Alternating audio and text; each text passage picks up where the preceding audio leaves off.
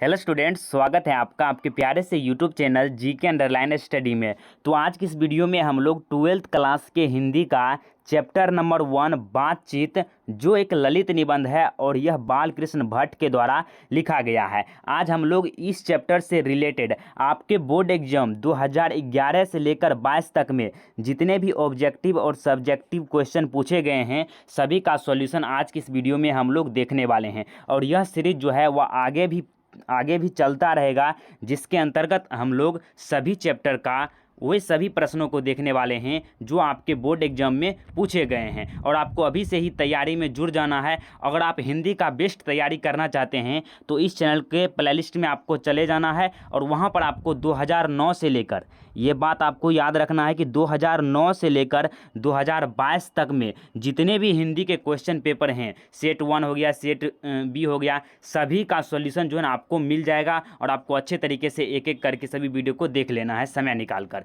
तो चलिए आज का इस वीडियो को शुरू करते हैं और हम लोग सभी प्रश्नों को अच्छे तरीके से समझ लेते हैं।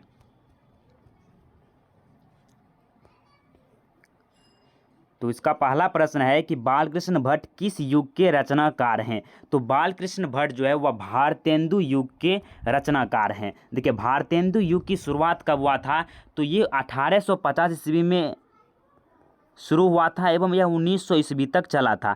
माना जाता है कि भारतेंदु युग का जो काल था, शासन काल था, या कह सकते शासन काल नहीं, इसका जो अवधि था वह कितना वर्षों तक था, तो 1850 से 1900 ईस्वी तक माना जाता है कि भारतेंदु युग का ये काल है। और इस काल का नाम किसके नाम पर पड़ा है, तो भारतेंदु हरिश्चंद्र के नाम पर पड़ा है। वो भी हिंदू के एक प्रकांड विद्वान थे। उन्होंने अपनी रचनाओं के माध्यम से हिंदी में अपना योगदान दिया। तो इसी के जो अवधि हो गया 1850 से लेकर 1900 ईस्वी तक के, तो इसी में बहुत सारे जो है ना रचनाकार आए, जिसमें से एक बालकृष्ण भट्ट जी भी थे, जिस कारण से इसे भारतेंदु युग का एक प्रमुख रचनाकार के रूप में जाना जाता है। देखिए, बालकृष्ण भट्ट का जन्म कब हुआ था, तो 23 जून 1844 ईस्वी को हुआ था।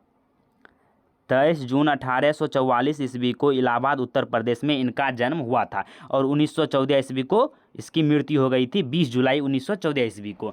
तो यहाँ पर देख सकते हैं कि इसका जो जन्म है और इसकी मृत्यु का जो बीच का समय है वह भारतेंदु युग के अंतर्गत आता है। तो इस कारण से हम लोग इसे भारतेंदु युग के एक रचनाकार के रूप में जानते हैं। तो इस प्रश्न का आंसर आपको क्लियर हो गया होगा। उसके बाद देखिए, दूसरा प्रश्न है कि बालकृष्ण भट्ट के पिता का नाम क्या था। देख लीजिए, सभी प्रश्न जो है ना आपके बोर्ड एग्जाम में 2020 में पूछा गया है, सेट ए में। तो देखिए, बालकृष्ण भट्ट के पिताजी का नाम है बेनी प्रसाद भट्ट। क्या है, तो बेनी प्रसाद भट्ट जो हो जाएगा इसका राइट आंसर। और इसके माताजी का नाम था पार्वती देवी। वो भी आपको याद रखना है, इनके माताजी का जो नाम है वह क्या था, तो पार्वती देवी।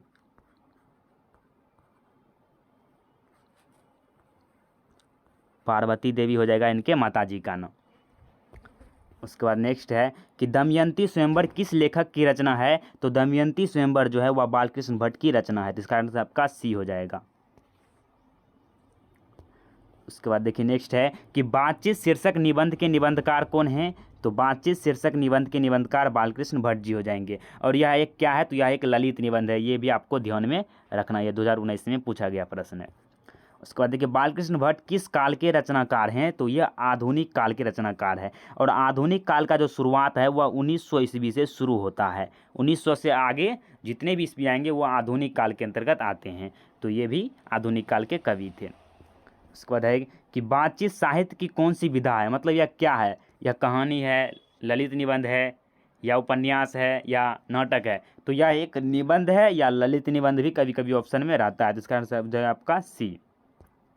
उसका सातवां प्रश्न है कि बातचीत शीर्षक निबंध के अनुसार रस का समुद्र किनकी जो बातचीत में उमड़ा हुआ चला जाता है। तो दो हमजोली सहेलियों की बातचीत का जो रस होता है, आनंद होता है, वह समुद्र की भांति जो उमड़ा हुआ चला जाता है। तो इसका आंसर का ए हो जाएगा।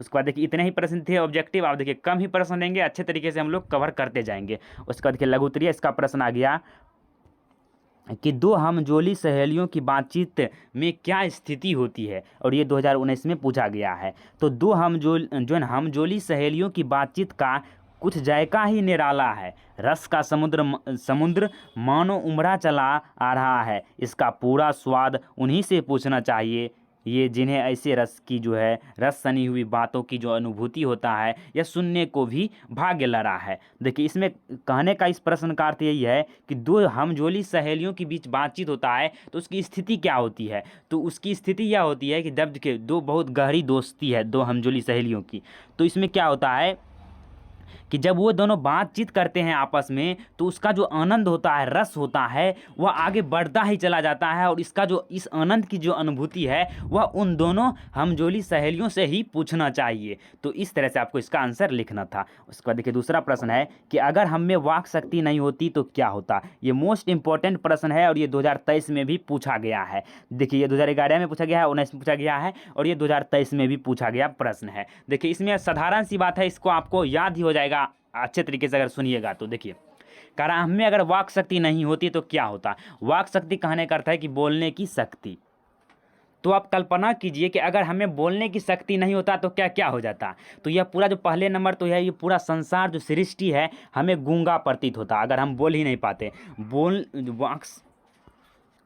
वाक शक्ति के मदद से ही हम लोग अपने अंदर की जो दुख होता है, कष्ट होता है, पीड़ा होता है, खुशी होता है, उसे दूसरे व्यक्ति के सामने हम प्रकट कर सकते हैं, वो भी वाक शक्ति के मदद से ही। अगर हम में वाक शक्ति नहीं होता तो जितने भी इंद्रियां हैं, जैसे हो गया आँख, नाक, कान, ये सभी इंद्रियां हैं, तो इसके द्वारा जो हम अनुभव करते वह हम किसी दूसरे व्यक्ति के साथ साझा नहीं कर सकते। तो अगर हमें वाक शक्ति नहीं होती तो इस तरह की परिस्थितियाँ हमारे सामने उत्पन्न हो जाती। तो इस तरह से आपको इसका आंसर लिखना है। जितना हम बोल दिया आप जो समझे हैं उसी को आपको लिखना है, ये आपको याद नहीं करना है। ये तो हम ऐसे ही लिखा हुआ यहाँ पर ये ला लिए हैं। तो यह कि अनेक प्रकार की शक्तियाँ जो वरदान के रूप में ईश्वर ने मनुष्य को दी है, उसमें वाक शक्ति भी एक है और एक महत्वपूर्ण शक्ति के रूप में वाक शक्ति भी है, बोलने की शक्ति। यदि हमें वाक शक्ति ना होती तो हम गूंगे हो जाते, सारी सृष्टि पशुओं की तरह मौन हो जाती। तब इस सृष्टि जो ना इस गूंगी सृष्टि का क्या होता। अबाक मतलब बिना कुछ बोले होने के कारण जो है हम अपने दुख सुख किसी से कह नहीं पाते। अपनी प्रशंसा, आलोचना, सुनने, कहने की शक्ति का जो है ना वह अभाव हो जाता अगर हम में वाक शक्ति नहीं होती। उसके बाद देखिए नेक्स्ट प्रश्न है और ये दीर्घोत्तरीय प्रश्न में है और ये वही प्रश्न है जो ऊपर समझाए, वही है कि अगर हम में वाक शक्ति ना होती तो क्या होता। बातचीत शीर्षक आधार पर आपको उत्तर देना है। 2022 में पूछा गया है और ये 23 में भी पूछा गया था प्रश्न। तो देखिए इसमें कहना आपको कुछ नहीं है। देखिए वाक शक्ति के रूप में आपके पाठ में ये कहा गया है कि जो बेन जॉनसन था, बेन जॉनसन का कहना था कि जो है ना बातचीत करने से ही मनुष्य के रूपों का साक्षात्कार होता है। अर्थात जब तक मनुष्य बोलेगा नहीं तब तक आप उसके गुण दोष के बारे में जान ही नहीं सकते हैं। कोई गूंगा व्यक्ति है, वो मान लीजिए कोई बोलता भी है लेकिन वो कुछ नहीं बोल रहा है, शांत से बैठा हुआ है और वो आपके लिए नया है, वो जब तक कुछ नहीं बोलेगा आप उसके स्वभाव के बारे में पता नहीं कर सकते हैं कि ये कैसा व्यक्ति है। तो बोलना बहुत ज़रूरी है। तो इस तरह से आपको इसको आंसर बोलना है कि यदि मनुष्यों में वाक शक्ति न हो तो यह सृष्टि जो है ना गूंगी बहरी रह जाता प्रतीत होता। सब लोग लुंज पुंज से मानो कोने में बैठे जो है ना बैठा दिए होते और कुछ जो है ना सुख दुख का अनुभव जो है वह दूसरे के साथ शेयर नहीं कर सकते। हम अपनी जो है ना दूसरी या तीसरी इंद्रियों के द्वारा जो करते हैं उसे अवाक होने के कारण आपस में एक दूसरे से कह सुन नहीं सकते। यही हो गया अगर हमें बोलने की क्षमता समाप्त हो जाए तो ये सभी परिस्थितियाँ हमारे सामने उत्पन्न हो जाएगी। उसके बाद देखिए नेक्स्ट है कि सप्रसंग व्याख्या करें। प्रश्न है कि सच है जब तक मनुष्य बोलता नहीं है तब तक उसका गुण दोष प्रकट नहीं होता है। तो ये किसका कथन है, तो बेन जॉनसन का कथन है। वही बोले थे कि मनुष्य के बोलने से ही उसके रूपों का साक्षात्कार होता है, कहने का अर्थ है कि उसका दोष गुण जो है वह प्रकट होता है। तो पहले आपको देखिए व्याख्या वाला प्रश्न में क्या करना है, पहले तो आपको पता होना चाहिए कि यह पंक्ति कहाँ से लिया गया है, पहली नंबर बात। उसके बाद इस पंक्ति के लेखक कौन है और इस पंक्ति का जो अर्थ है वो आपको समझ में आना चाहिए थोड़ा सा भी, तब आप किसी का व्याख्या कर सकते हैं और अच्छे नंबर उठा सकते हैं। तो आपको पहले लिखना है कि प्रस्तुत पंक्तियाँ जो प्रस्तुत किया गया है यह पंक्ति भी आपको लिख देना है। ऊपर यहाँ का लिख दीजिएगा, उसके बाद लास्ट का लिख दीजिएगा डैश डैश देकर, तो वो भी हो जाएगा आपका। तो कहना है कि प्रस्तुत पंक्तियाँ बालकृष्ण भट्ट द्वारा रचित निबंध बातचीत से लिया गया है। इतना बात लिख देना है सभी में, सिर्फ शीर्षक और लेखक का नाम बदलेगा। फिर कहता है लेखक कहता है कि अपना जो है ना आभ्यंतरिक भाव दूसरे पर प्रकट करना और उसका आशय आप ग्रहण कर लेना शब्दों के द्वारा ही हो सकता है, बोलकर ही ये संभव है। दूसरी बात कि यह सत्य है कि जब तक मनुष्य बोलता नहीं है तब तक उसका गुण दोष प्रकट नहीं होता है। बोलने से ही रूप जो है वह अनावृत होता है, मतलब उसका खुलासा होता है, नहीं तो ढका ही रह जाता है। तो आपको अपनी भाषा में इसका आंसर लिखना है कि प्रस्तुत पंक्ति हमारे पाठ्य पुस्तक गोधूली नहीं है, 10th में होता है गोधूली, लेकिन यहाँ चलता है द्विगंत भाग 2। द्विगंत भाग 1 11th में और द्विगंत भाग 2 12th में। तो द्विगंत भाग 2 के शीर्षक बातचीत से लिया गया है, जिसके लेखक बालकृष्ण भट्ट जी हैं, और उन्होंने इस पंक्ति के माध्यम से वाक शक्ति की जो महत्ता है, उसकी महत्वपूर्णता है, उसको बताने का प्रयास किए हैं। और कहते हैं कि किसी भी व्यक्ति के बारे में, उसके स्वभाव के बारे में, उसके गुण दोष के बारे में जानने के लिए हमें जो है ना उस व्यक्ति को बोलना अति आवश्यक है। जब तक मनुष्य बोलेगा नहीं तब तक हम उसके गुण दोष के बारे में नहीं जान सकते।